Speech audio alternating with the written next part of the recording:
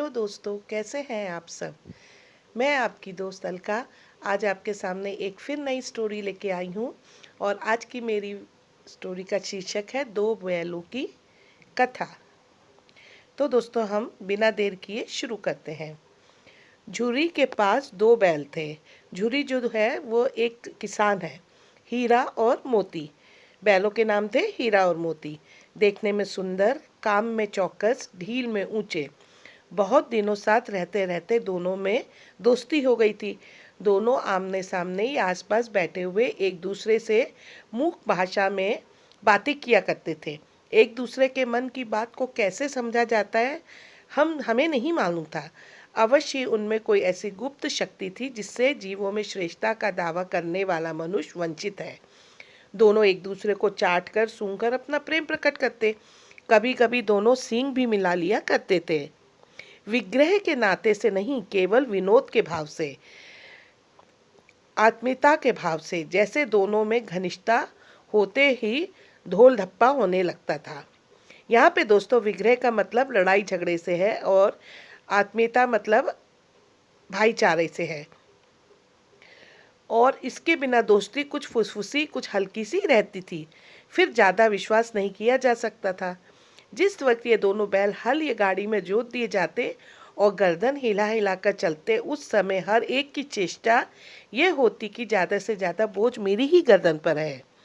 दोनों में बहुत प्यार था।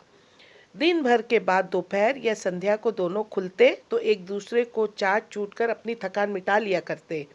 नाद में खली भूसा पड़ जाने के बाद दोनों साथ उठते, साथ नाद में मुंह डालते, साथ ही बैठते थे। एक मुंह हटा लेता तो दूसरा भी हटा लेता था। संयोग की बात, झूरी ने एक बार गोई को ससुराल भेज दिया। बैलों को क्या मालूम वो कहाँ भेजे जा रहे हैं।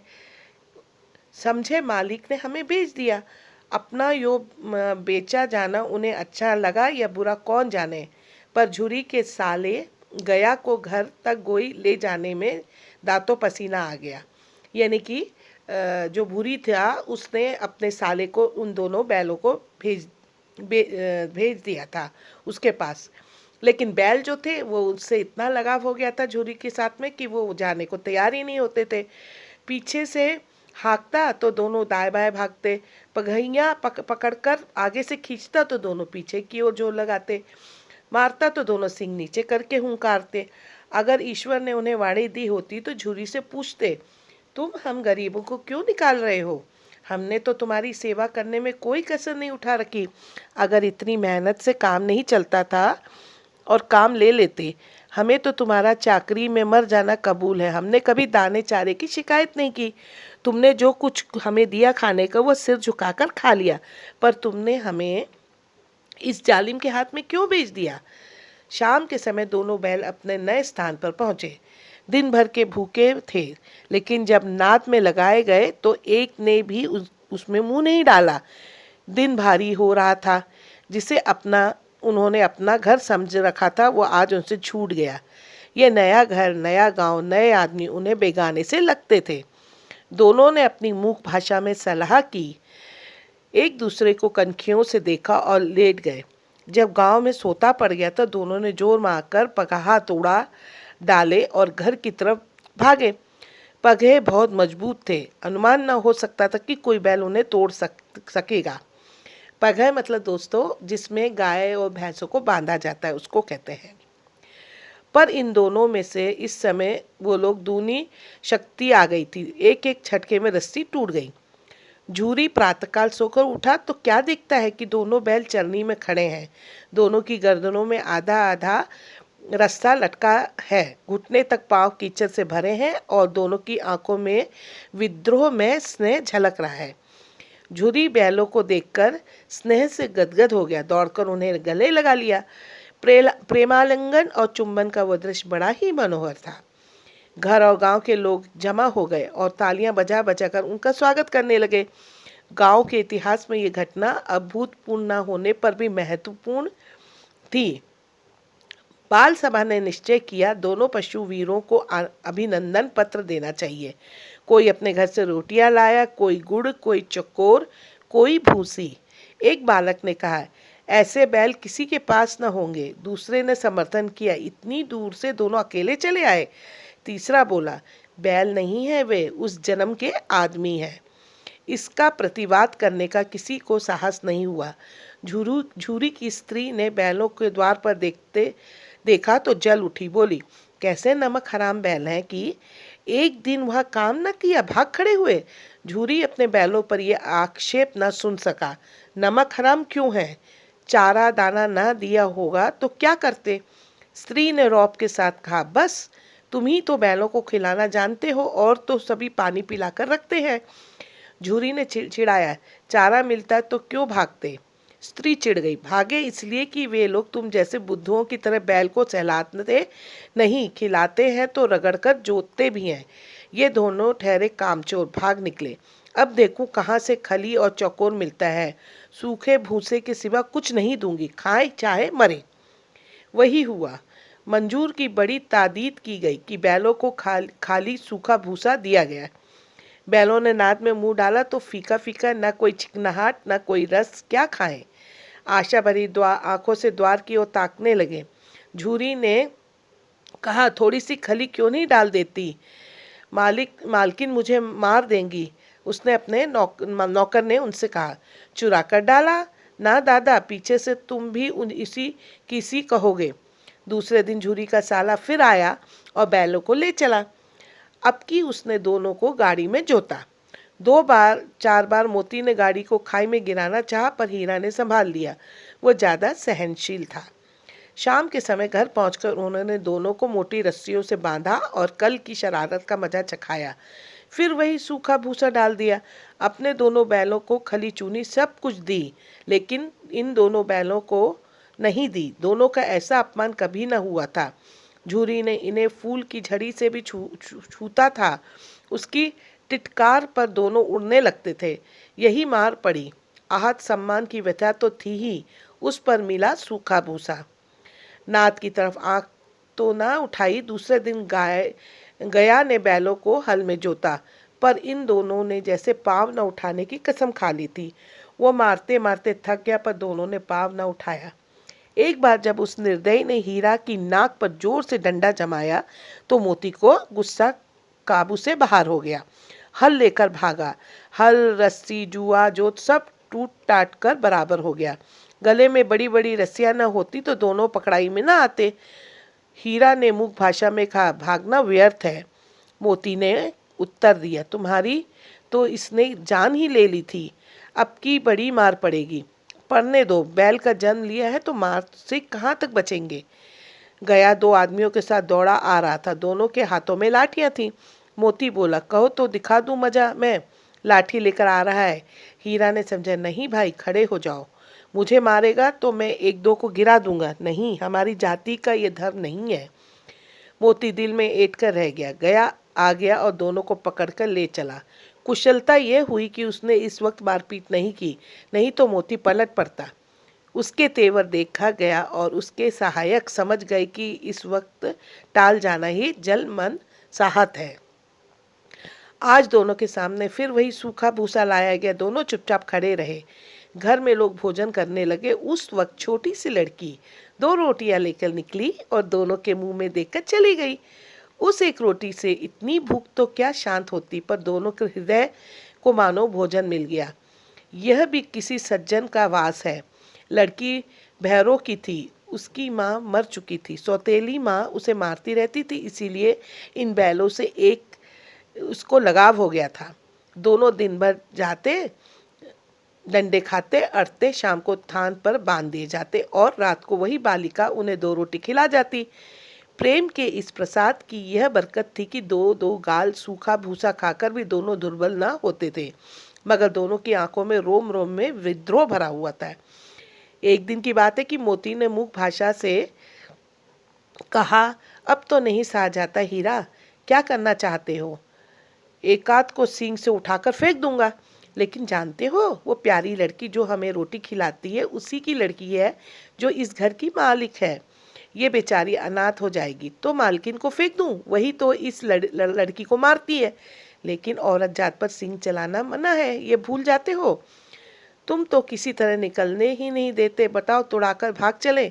हाँ, ये मैं स्वीकार करता हूँ, लेकिन इतनी मोटी रस्सी टूटेगी कैसे? इसका एक उपाय है, पहले रस्सी को थोड़ा चबा लो, फिर झटके से जाती है। रात को जब बालिका रोटी खिलाकर चली गई थी, दोनों रस्सियां चबाने लगे, पर मोटी रस्सी मुंह में न आती थी। बेचारे बार बार जोर लगाकर रह जाते। सहसा घर का द्वार खुला और वो लड़की निकली। दोनों सिर झुकाकर उसके हाथ चाटने लगे। दोनों की पूंछें खड़ी हो गईं। उसने उनके माथे को सहलाया और बोली, खोल देती हूँ, चुपके से भाग जाओ, नहीं तो ये लोग मार डालेंगे। आज घर में बात हो रही थी कि इनकी नाकों में नाथ डाल दी जाए। उसने गवार खोल दिया, पर दोनों चुप खड़े रहे। मोती ने अपनी भाषा में पूछा, अब चलते क्यों नहीं? हीरा ने कहा, चले तो, लेकिन कल इस अनाथ पर आफत आ जाएगी, सब इस पर संदेह करेंगे। सहसा बालिका चिल्लाई, देखो फूफा वाले बैल भागे जा रहे हैं। ओ दादा दादा, दोनों बैल भागे जा रहे हैं। ओ दादा दादा, दोनों बैल भागे जा रहे हैं, जल्दी दौड़ो। गया हड़बड़ाकर भीतर से निकला और बैलों को पकड़ने चला। वो दोनों भागे। गया ने पीछा किया और भी तेज हुए। गया ने शोर मचाया, फिर गांव के कुछ आदमियों को भी साथ लेने के लिए लौटा। दोनों मित्रों को भागने का मौका मिल गया, सीधे दौड़ते चले गए। यहाँ की मार्ग का ज्ञात रहा, जिस परिचित मार्ग से आए थे उसका यह पता न था। नए नए गांव मिलने लगे, तब दोनों एक खेत के किनारे खड़े होकर सोचने लगे, अब क्या करना चाहिए? हीरा ने कहा, मुझे मालूम है, राह हम भूल गए हैं। तुम तो बदहोश भागे, वही उसे मार गिराना था। उसे मार गिराते तो दुनिया क्या कहती? वो अपने धर्म छोड़ दे, लेकिन हम अपना धर्म क्यों छोड़ें? दोनों भूख से व्याकुल हो रहे थे। खेत में मटर खड़ी थी, चरने लगे। रह रह का आहट लेते रहते थे कि कोई आता तो नहीं है। जब पेट भर गया, दोनों ने आज़ादी का अनुभव किया तो मस्त होकर उछलने कूदने लगे। पहले दोनों ने जोर से डकार ली, फिर सींग मिलाए और एक दूसरे को ठेकने लगे। मोती ने हीरा को कुछ कदम पीछे हटा दिया, यहाँ तक कि वो खाई में गिर गया। तब उसे भी क्रोध आ गया, संभल कर उठा और मोती से भिड़ गया। मोती ने देखा कि खेल में झगड़ा शुरू हो गया है, चाहता है तो किनारे हट गया। अरे ये क्या, कोई सांड ढोकता चला आ रहा है। हाँ, सांड ही है, वो देखो सामने से आ रहा है। दोनों मित्र बगले झांक रहे थे। सांड पूरा हाथी था, उससे भिड़ना जान से हाथ धोना था, लेकिन ना भिड़ने पर भी जान बचती नजर नहीं आती। इन्हीं की तरफ आ रहा था। कितना भयंकर सूरत है। मोती ने मूक भाषा में कहा, बुरे फंसे, जान बचेगी, कोई उपाय सोचो। हीरा ने चिंतित स्वर में कहा, अपने घमंड में फूला हुआ है, आरजू विनती न सुनेगा। भाग क्यों न चले? भागना कायरता है, तो फिर यही मरो। बंदा तो 9-2-11 होता है, और जो दौड़ाए, तो फिर कोई उपाय सोचो जल्दी। उपाय यह है कि उस पर दोनों जन एक साथ चोट करें। मैं आगे से रेंगता हूँ, तुम पीछे से रेंग दो। दोहरी मार पड़ेगी तो भाग खड़ा होगा। मेरी ओर झपटे, तुम बगल से उसके पेट में सींग घुसेड़ देना। जान जोखिम है, पर दूसरा उपाय नहीं है हमारे पास। दोनों मित्र जान हथेली पर लेकर लपके। सांड को भी संगठित शत्रुओं से लड़ने का तजुर्बा न था। वो तो एक शत्रु से मल्लयुद्ध करने का आदी था। जो ही हीरा पर झपटा, मोती ने पीछे से दौड़ाया। सांड उसकी तरफ मुड़ा तो हीरा ने रदेड़ा। सांड चाहता था कि एक एक करके दोनों को गिरा दे, पर ये दोनों भी उस्ताद थे, उसे वो अवसर न देते थे। एक बार सांड झल्लाकर हीरा का अंत कर देने के लिए चला कि मोती ने बगल से आकर उसके पेट में सींग भोंक दिया। सांड क्रोध में आकर पीछे फिरा तो फिर हीरा ने दूसरे पहलू में सींग चुबा दिया। आखिर बेचारा जख्मी होकर भागा और दोनों मित्र ने दूर तक उसका पीछा किया, यहाँ तक कि सांड बेदम होकर गिर पड़ा। तब दोनों ने उसे छोड़ दिया। दोनों मित्र जीत के नशे में झूमते चले जाते थे। मोती ने सांकेतिक भाषा में कहा, मेरा जी चाहता था कि बचा कर मार ही डालूं। हीरा ने तिरस्कार किया, गिरे हुए बैरी पर सींग नहीं चलाना चाहिए, ये सब ढोंग है। बैरी को ऐसा मारना चाहिए कि वो फिर ना उठे। अब घर कैसे पहुंचेंगे वो सोचो, पहले कुछ खा ले तो सोचे। सामने मटर के खेत था ही, मोती उसमें घुस गया। हीरा मना करता रहा, पर उसने एक न सुनी। अभी 2-4 ही ग्रास खाए थे कि आदमी लाठियां लिए दौड़ पड़े और दोनों मित्र को घेर लिया। हीरा तो मेड़ पर था, निकल भागा। मोती सींचे हुए खेत में था। उसके खुर कीचड़ में धंसने लगे। ना भाग सका, पकड़ लिया। हीरा ने देखा सगी संकट में है तो लौट पड़ा। फंसेंगे तो दोनों फंसेंगे। रखवालों ने उसे भी पकड़ लिया। प्रातःकाल दोनों मित्र कांजी हाउस में बंद कर दिए गए। दोनों मित्रों का जीवन में पहली बार ऐसा सबक पड़ा था कि सारा दिन बीत गया और खाने को एक तिनका भी नहीं मिला। समझ में न आता ये कैसे स्वामी, हमसे तो गया फिर भी अच्छा था। यहाँ कोई भैंस थी, कोई बकरियां, कोई घोड़े, कोई गधे, पर किसी के सामने चारा न था। सब जमीन पर मुर्दा की तरह पड़े हुए थे। कोई तो इतने कमजोर हो गए थे कि खड़े भी नहीं हो सकते थे। सारा दिन मित्र फाटक की ओर टकटकी लगाए रहते, पर कोई चारा न लाकर लेकर आता दिखाई दिया। तब दोनों ने दीवार की नमकीन मिट्टी चाटनी शुरू की, पर इससे भी क्या तृप्ति होती। रात को भी जब कुछ भोजन न मिला तो हीरा के दिल में विद्रोह की ज्वाला दहक उठी। मोती से बोला, अब नहीं रहा जाता मोती। मोती ने सिर लटकाते हुए जवाब दिया, मुझे तो मालूम होता है कि प्राण निकल रहे हैं। आओ दीवार तोड़ डालें। मुझसे तो अब कुछ नहीं होगा। बस इसी बूते पर अकड़ते थे, सारी अकड़ निकल गई। बाड़े की दीवार कच्ची थी, हीरा मजबूत तो था ही। अपने नुकीले सींग दीवार में गड़ा दिए और जोर मारा तो मिट्टी का एक छिप्पड़ निकल आया। फिर तो उसका साहस बढ़ा। उसने दौड़ दौड़कर दीवार पर चोटें की और हर चोट में थोड़ी थोड़ी मिट्टी गिराने लगा। उसी समय कांजी हाउस का चौकीदार लालटेन लेकर जानवरों की हाजिरी लेने आ गया। हीरा का उड्डनता देखकर उसे कई डंडे रसीद किए और मोटी सी रस्सी में बांध दिया। मोती ने पड़े पड़े कहा, आखिर मार खाई, क्या मिला? अपने बूते भर जोर तो मार दिया। ऐसा जोर मारना किस काम का कि और बंधन में पड़ गए। जोर तो मारता ही जाऊंगा, चाहे कितने ही बंधन पड़ते जाए। जान से हाथ धोना पड़ेगा, कुछ परवाह नहीं, यूं भी तो मरना ही है। सोचो, दीवार खुद जाती तो कितनी जानें बच जाती। इतने भाई यहाँ बंद है, किसी की देह में जान नहीं है। 2-4 दिन यही हाल रहा तो बेचारे मर जाएंगे। हाँ, ये बात तो है। अच्छा तो लो, फिर मैं भी जोर लगाता हूँ। मोती ने भी दीवार में सींग मारा। थोड़ी सी मिट्टी गिरी और फिर हिम्मत बढ़ी। फिर तो वो दीवार में सींग लगाकर इस तरह जोर करने लगा मानो किसी प्रतिद्वंदी से लड़ रहा है। आखिर कई 2 घंटे की जोर अजमाई के बाद दीवार ऊपर से लगभग 1 हाथ गिर गई। उसने दूनी शक्ति से इसका दूसरा धक्का मारा तो आधी दीवार गिर पड़ी। दीवार का गिरना था कि अधमरे से पड़े हुए सभी जानवर चेत उठे। तीनों घोड़ियां सरपट भाग निकली, फिर बकरियां निकली, इसके बाद भैंस भी खिसक गई, पर गधे अभी जो के तो खड़े थे। हीरा ने पूछा, तुम दोनों क्यों नहीं भाग जाते? एक गधे ने कहा, जो कही फिर पकड़ लिए जाएं तो क्या हरज है, अभी तो भागने का अवसर है। हमें तो डर लगता है, हम यहीं पड़े रहेंगे। आधी रात से ऊपर जा चुकी थी। दोनों गधे अभी तक खड़े सोच रहे थे कि भागे या ना भागे, और मोती अपने मित्र की रस्सी तोड़ने में लगा हुआ था। जब वो हार गया तो हीरा ने कहा, तुम जाओ, मुझे यहीं पड़े रहने दो, शायद कहीं भेंट हो जाए। मोती ने आंखों में आंसू लाकर कहा, तुम मुझे इतना स्वार्थी समझते हो हीरा? हम और तुम इतने दिनों एक साथ रहे हैं, आज तुम विपत्ति में पड़े हो तो मैं तुम्हें छोड़कर अलग हो जाऊं? हीरा ने कहा, बहुत मार पड़ेगी, लोग समझ जाएंगे ये तुम्हारी शरारत है। मोती ने गर्व से कहा, जिस अपराध के लिए तुम्हारे गले में बंधना पड़ा, उसके लिए अगर मुझे मार पड़े तो क्या चिंता। इतनी तो हो ही गया कि 9-10 प्राणियों की जान बच गई, वे सब तो आशीर्वाद देंगे।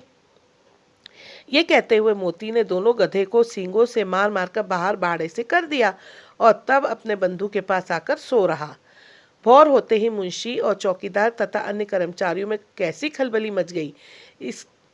बस इतना ही काफी है कि मोती की खूब मरम्मत हुई और उसे भी मोटी रस्सी से बांध दिया गया। 1 हफ्ते तक दोनों मित्र वहीं बंधे पड़े रहे। किसी ने चारे का एक दाना भी न डाला। हाँ, एक बार पानी दिखा दिया जाता था, यही उनका आधार था। दोनों इतने कमजोर हो गए थे कि उठा तक नहीं जाता था। ठिठरियां निकल आई थी।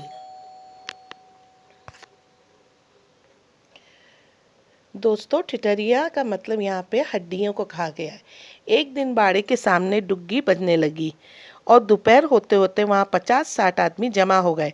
तब दोनों मित्र निकाले गए और लोग आकर उनकी सूरत देखते और मन फीका करके चले जाते। ऐसे मृतक बैलों को कौन खरीदता। सहसा एक दड़ियल आदमी, जिसकी आंखें लाल थी और मुद्रा इतनी कठोर थी कि दोनों मित्र के कोलू में उंगली गोदकर उसने मुंशी जी से बात करने लगा। चेहरा देखकर अंतर्ज्ञान से दोनों मित्रों का दिल कांप उठा।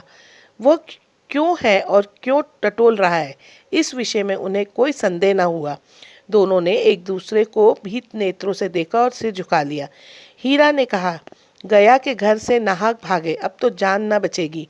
मोती ने अश्रद्धा के भाव से उत्तर दिया, कहते हैं भगवान सबके ऊपर दया करते हैं, उन्हें हमारे ऊपर दया क्यों नहीं आती।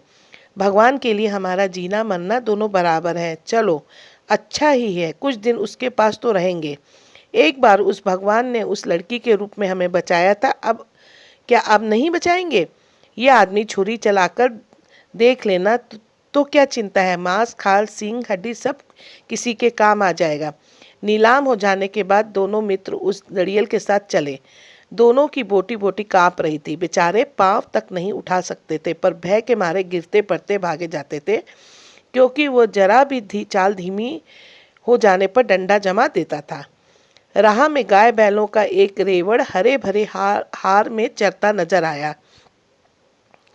सभी जानवर प्रसन्न थे, चिकने चप्पल, कुछ उछलते थे, कुछ आनंद से बैठे पागुर करता था। कितना सुखी जीवन था इनका, पर कितने स्वार्थी हैं सब। किसी को चिंता नहीं कि उनके दो भाई बांधकर हाथ पड़े दुखी होकर लिए जा रहे हैं। साहस दोनों को ऐसा मालूम हुआ कि परिचित रहा है।